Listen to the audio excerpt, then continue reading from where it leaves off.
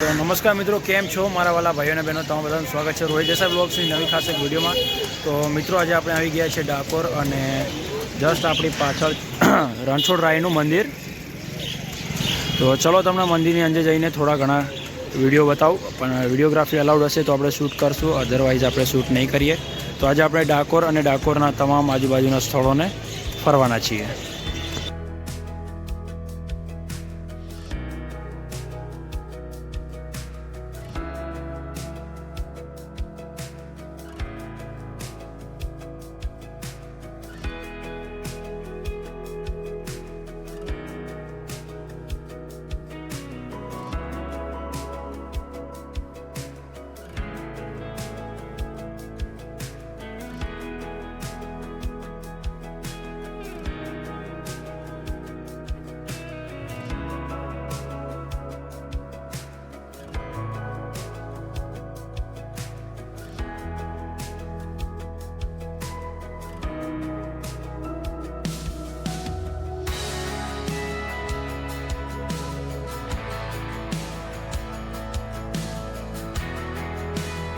એક સમયમાં અહીંયા આગળ ડંક ગુરુ નામના એક મહારાજ રહેતા હતા. તે શંકર ભગવાનની પૂજા કરીને અને શંકર ભગવાનની તપસ્યા કરે છે. ત્યારે શંકર ભગવાન પ્રસન્ન થાય છે અને ત્યારે તે શંકર ભગવાનને કહે છે કે તમે અહીંયા આવીને વસી જાઓ.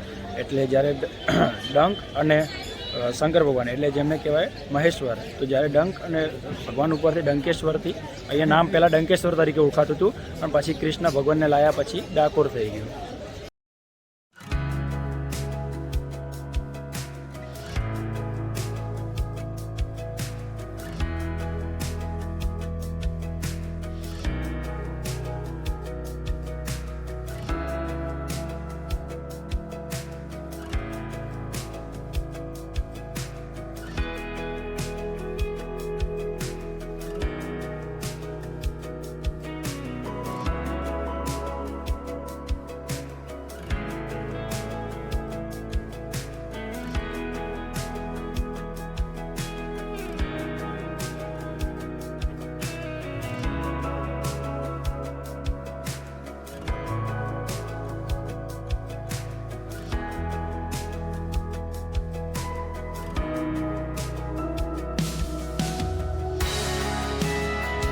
તો મિત્રો, આપણી પાછળ છે ગોમતી તળાવ છે અને અહીંયા બોટ રાઈડ પણ થાય છે અને લોકો એમની આગળની મંદિરની પ્રક્રિયાઓ જે પૂજા પાઠની હોય છે અહીંયા કરે છે.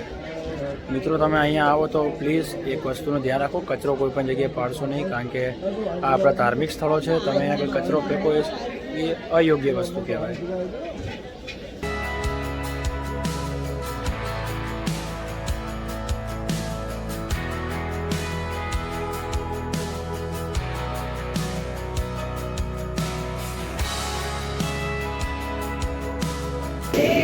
તો મિત્રો, તમે ડાકોરમાં આવો અને ડાકોરની સૌથી પ્રસિદ્ધ વસ્તુ ના ખાઓ તો તમે શું ખાશો?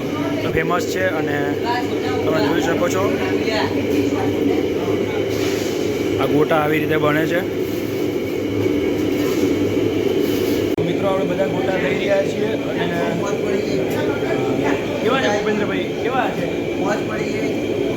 હા, અને આ ગોટાનો સ્વાદ સાવ અલગ હોય છે, તળવામાં આવે છે એકદમ, અને દહીં સાથે ખાવાના હોય છે, ચટણી ના, એકદમ મસ્ત એવા ગોટા છે.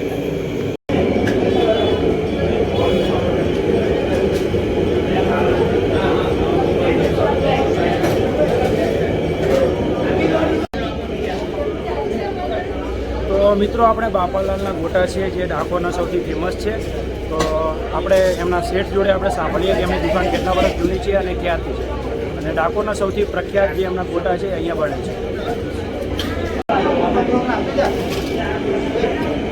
તો સાહેબ, આપણે તમારી દુકાન કેટલા વર્ષથી છે? આપણે દુકાન હું છઠ્ઠી પેઢી ઉપર આવ્યો. તમે છઠ્ઠી પેઢી ઉપર, અને તમારી ખાસ મતલબ જે ખાસિયત શું છે? મતલબ તમે દૂધના ગોટા અમારી ખાસિયત, સ્પેશિયાલિટી અમારી દૂધના ગોટા. અને બીજું કંઈ? એ અમારી સ્પેશિયાલિટી. હા. તો મિત્રો, આજે આપણે ડાકોર ફરી ચૂક્યા છીએ. મળીએ નવા વિડીયોમાં. ત્યાર સુધી જય હિન્દ, જય ભારત, જય શ્રી રામ.